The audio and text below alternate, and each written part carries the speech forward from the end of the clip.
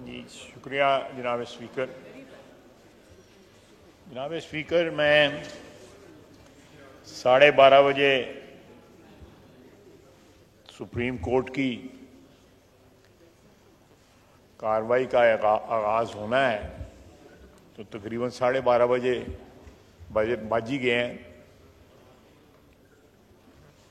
जनाब आला, ये पाकिस्तान की अदलिया की तारीख में बहुत से अफसोसनाक और ट्रेजिक वाक़यात हुए हैं। 75 साल तारीख में अदलिया ने इस मुल्क की प्लीज़ मेहरबानी मैं मादरत के साथ अदलिया की तारीख में ऐसे ऐसे वाक़यात हुए हैं जिन्होंने हमारी तारीख पे बड़े गहरे और हौलनाक असरात जो है मुरतब किए। गिनने बैठूं तो गिनवा ना सकूं, लेकिन जो अदलिया ने रूप अब धार लिया है, ये अदलिया चित्राली साहब, ये order in the house please, no cross talk, thank you. अदलिया में एक गिरोह ने सियासत करने का जो है बीड़ा उठा लिया हुआ है।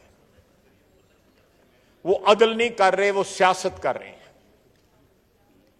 वो एक सियासी गिरोह की हमायत कर रहे हैं, वो अदल नहीं कर रहे।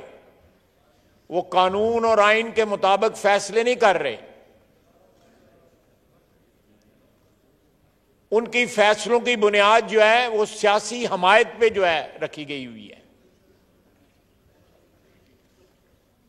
अदलिया की रवायात और आइन में जो उनकी पावर्स या उनके हदूद जो डिफाइन हुए हैं, उनकी वायलेशन हो रही है।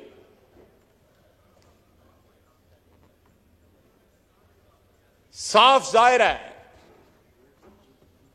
कि 4-3 का एक फैसला आया हुआ है और उस फैसले की खिलाफ वर्जी करते हुए, उसको इग्नोर करते हुए, मिनॉरिटी एक फैसला भी मैं उसको नहीं कहूंगा, वो फैसला नहीं है, उसकी कोई आईनी वक़्त नहीं है, लेकिन उसको एक फर्द वाहिद जो है वो इंपोज कर रहा है, उसको मुसल्लत कर रहा है, उसके जरिए जो है इमरान खान को रिलीफ दे रहा है और एक फितने को जो है हवा दे रहा है।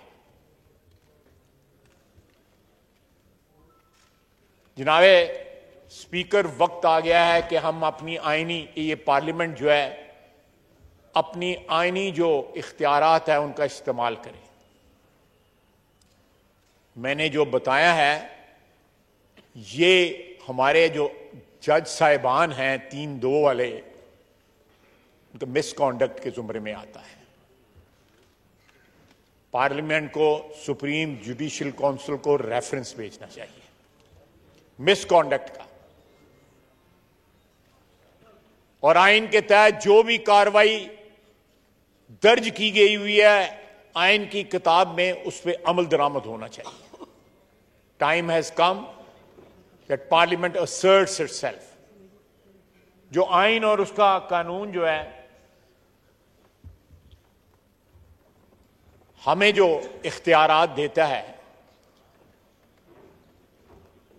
उनका इस्तेमाल किया जाए। वजीर कानून मेरे साथ बैठे हैं।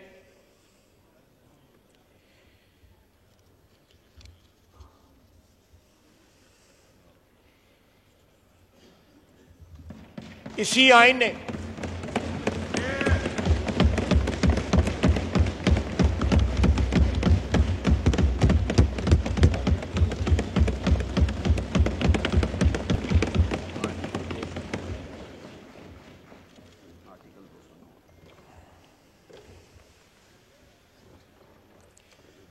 और इसी अदलिया ने आइन की 63A जो क्लॉज है उसको रीराइट किया, उसकी हैयत बदल दी जो है आइन की। एक शख्स के मफादात के तहफ़्फ़ुज़ के लिए। उसके बाद पंजाब में मुंतखब हुकूमत को कि इसी बेंच ने, ये 63A वाले बेंच ने घर भेज दिया। पहले कहा कि पार्टी सरबराह की हदायत के खिलाफ डाला गया वोट गिनना नहीं जाएगा। हमजा शहबाज को दिए हुए वोट को गिनती से निकाल दिया। 15 दिन के बाद परवेज लाई के हक में 10 वोट गिन लिए।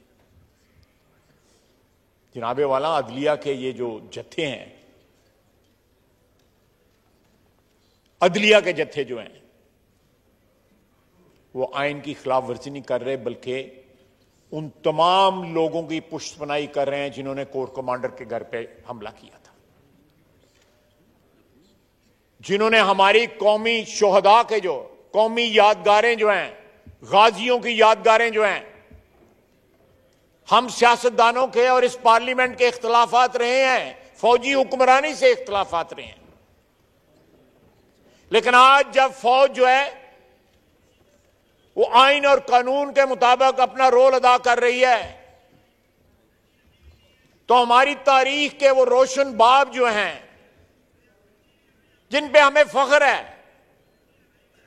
हमारी पिछली नस्लों को भी फख्र है और आने वाले नस्लों को भी फख्र होगा, उन यादगारों को मिस्मार कर दिया। जिनाह हाउस या कोर कमांडर हाउस इसलिए जरूर मुतबर्रक होगा या मुकद्दस होगा कि उसमें एक फैमिली रहती है, लेकिन उसके मुकद्दस या मुतबर्रक होने की सबसे बड़ी वजह है कि वो कायद-ए-आज़म का घर था और फौजी कमांडर का घर है, ऑफिशियल रेजिडेंस है। जब उसको वायलेट करते हैं तो हमारा दुश्मन जो है, जिस तरह पिछले 4-5 दिन से टेलीविजन के ऊपर तमाशा लगाया हुआ है इंडिया ने, उसके बाद जनरल हेडक्वार्टर्स के ऊपर हमारे पे हमला होता है। इससे पहले तालिबान ने हमला किया था, तहरीक तालिबान पाकिस्तान में।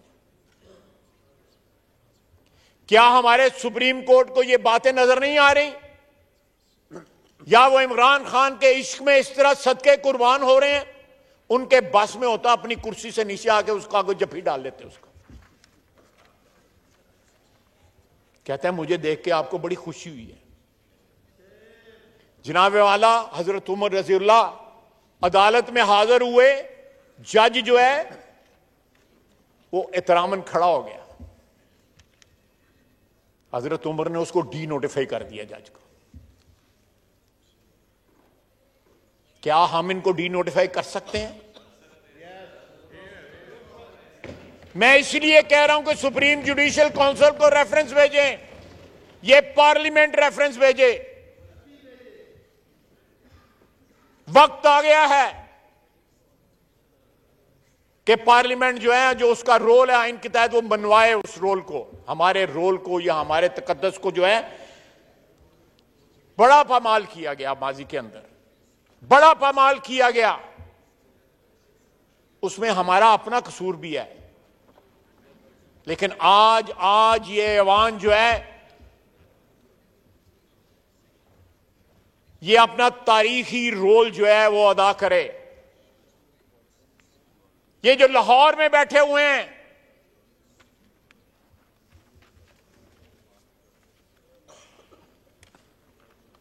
दामाद जो है वजीर बनता है, सरकारी घर की हाउस वार्मिंग पार्टी करता है, 34 जजों की बेगमात वहां पे मौजूद होती हैं, 34 जजों की बेगमात वहां पे मौजूद होती हैं। ये अदलिया, क्या मैं अदलिया इंस्टीट्यूशन नहीं कह रहा, वहां पे जो ग्रोह है, ये जत्थे हैं जो उनके मुतल्लिक बात कर रहा हूं। जनाबे वाला मेरे पास गवाही है कि एक लेफ्टिनेंट कर्नल जो मोहल्लेदार है इनका, राणा सनाउल्लाह साहब का, उसके कहने के ऊपर ये फैसले करते हैं। मैं फैसले भी बता सकता हूं जो उसके कहने पे किए गए। जिस बेंच को जो है वो किया गया, वो पैगाम भिजवाया गया, उस बेंच के एक जज ने मुझे बताया, जिसने अपने आप को रिक्यूज कर लिया कि हमें अप्रोच किया गया है। ये क्या अदलिया है? ये तो बाजार लगा हुआ है।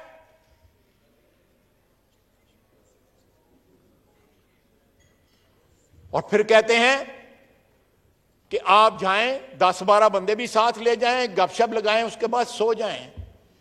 चीफ जस्टिस साहब उसके साथ लोरी वाला भी कोई बंदा भेज दें जो जाके उसको लोरी दे ताकि वो सो सके।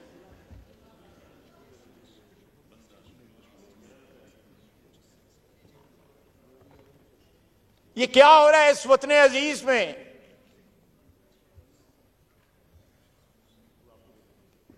जनाब वाला, उसको कस्टडी के अंदर, और साथ ये कहा गया कि इसको फोन की सहूलत दी जाए। मियां नवाज शरीफ की बीवी जो है दम तोड़ रही थी, वो मिन्नतें करता रहा कि मुझे बीवी से बात करने दो, उसको किसी ने फोन पे बात ना करने दी। यह भी तो हमारी तारीख का हिस्सा है। 3 दफा का वजीर आजम था, किसी ने बात ना करने दी, उसकी बीवी जो है वफात पा गई। क्या यह जख्म जो है मियां नवाज शरीफ के दिल से मुंदमिल हो सकता है? नहीं हो सकता। और आप उसको सहूलतें दे रहे हैं। वो अंदर से, कस्टडी के अंदर से जो है एड्रेस कर रहा है और कह रहा है आजम स्वाति। आजम स्वाति वो आजम स्वाति नहीं जो आप समझते हैं। आजम स्वाति एक खातून है जिसका कोड नेम है, जिसके जरिए पैगाम रसानी होती है, फैसले लिखवाए जाते हैं। आजम स्वाति वो नहीं है जो आपको पता ही है, सारे इनसे मुतारिफ हैं।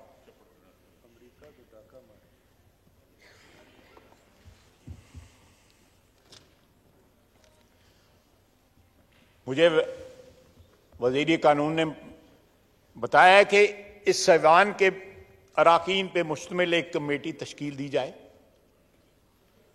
जो चीफ जस्टिस के कॉन्डक्ट का जायजा ले और मिसकॉन्डक्ट की एविडेंस के साथ आर्टिकल 209 के तहत रेफरेंस दायर किया जाए, ताकि एक एग्जाम्पल सेट हो कि पाकिस्तान के आइन के साथ, पाकिस्तान की सालमियत के साथ, पाकिस्तान के तहफ़्फ़ुज़ के साथ जो है वो खिलवाड़ न किया जा सके।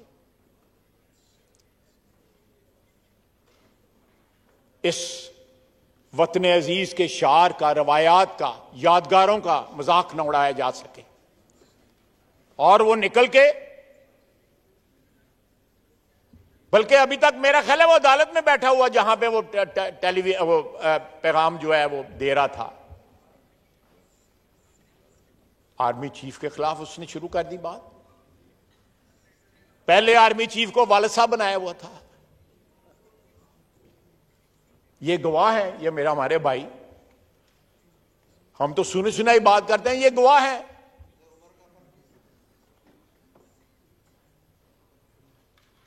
और उनके साथ क्या किया? फिर जब वक्त आया तो उनके साथ क्या किया?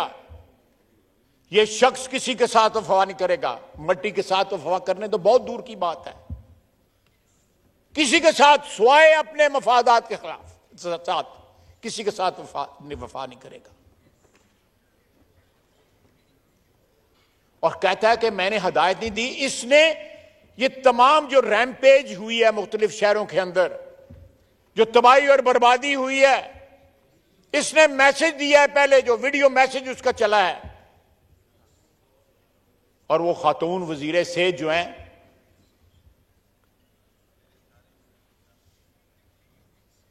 जो अब अस्पताल लम्मी पे गई हैं जाके,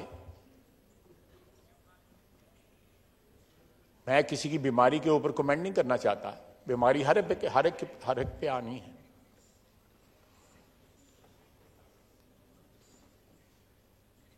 लेकिन अगर आप किसी चीज पे बिलीव करते हैं, मैं उसके सही गलत में बात नहीं करना, मैं उसको गलत समझता हूं, लेकिन इतनी दिलेरी भी होनी चाहिए। फिर पांव पे जो कहते हैं ना पंजाबी में, पैरों में फिर भार पा के खलोना भी चाहिए। माफिया मांग रहे हैं, वीडियो मैसेज चल रहे हैं, घरों में टेलीफोन छोड़ गए हुए हैं अपना, ताकि लोकेशन यहां पे जाहिर हो। पुलिस रेड करती है तो किसी और जगह होते हैं, फिर उसके बाद चादर और चार दीवारी की वायलेशन के जो है रोने रोते हैं। जनाब स्पीकर,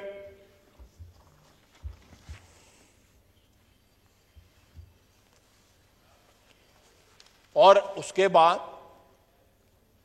जो केस इनका जो है एक लोअर कोर्ट में चल रहा था, उसको नाकाबिले समाअत करार दे दिया गया। यानी कि भरमार है रिलीफ की, यके बाद दीगरे जो है चंद दिनों के अंदर दी गई, और कई 7 साल रेफरेंस जो है वो उसका पड़ा रहा। बाबर एस अहमद का जो अकबर एस अहमद का जो है उस पर कोई कार्रवाई ना हुई। अब जब सिलसिले चलने शुरू हुए हैं, जनाब वाला 3 मेंबर जो है काबीना के, इसने उन्होंने कहा कि हमें वो लिफाफा नहीं पता जो इसने लहरा के जो है तकरीबन खत्म हो गई थी काबीना की कमेटी मीटिंग जो है, उसमें कहा कि इसकी अप्रूवल चाहिए। उन्होंने पूछा इसमें क्या है, वो लिफाफा जो है हमारे वजीर कानून ने खोला। फिर इन्होंने एडवाइस किया, एक कमेटी बनी, वजीर आज़म साहब ने मुझे उस कमेटी का जो है कन्वीनियर बनाया। वो पैसा मलक रियाज का पैसा है, 190 मिलियन पाउंड जो है मलक रियाज का पैसा है। वो बरतानिया के मुख्तलिफ बैंकों के अंदर पड़ा हुआ था, और वो मनी लॉन्ड्रिंग की प्रोसीड्स थी, उनको जब्त किया गया। मैं उसकी तारीख में बयान करना चाहता हूं। वो मनी लॉन्ड्रिंग की प्रोसीड्स थी। एनसीए ने इंक्वायरी की, उस इंक्वायरी मेरे पास वो लेटर मौजूद है एनसीए का, उसमें लिखा हुआ है कि सुप्रीम कोर्ट के अकाउंट में जमा कराया जाए, लेकिन सुप्रीम कोर्ट के किस अकाउंट में जमा कराया, उसका एक सब अकाउंट है मोफा में जो नेशनल बैंक है उसके अंदर, और वो लाइबिलिटी अकाउंट है जो साकिब निसार ने मलक रियाज की क्रिएट की थी 460 अरब रुपए की, जो उन्होंने बैरिया टाउन के लिए जमीन खरीदी थी, और उसके दाम जो है वो सही अदा नहीं किए थे। उनका तखमीना लगा के वो लाइबिलिटी क्रिएट की गई, वो जुर्माना नहीं है, लाइबिलिटी क्रिएट की गई। और वो पैसा मेरी जाती राय के मुताबिक जो है वो सिंध गवर्नमेंट का पैसा है।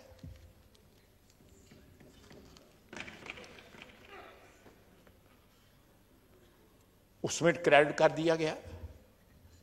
बनीगाला में को 250 कनाल जमीन ली, सुहावा में को 400 कनाल जमीन ली, 50 करोड़ रुपया नकद पकड़े।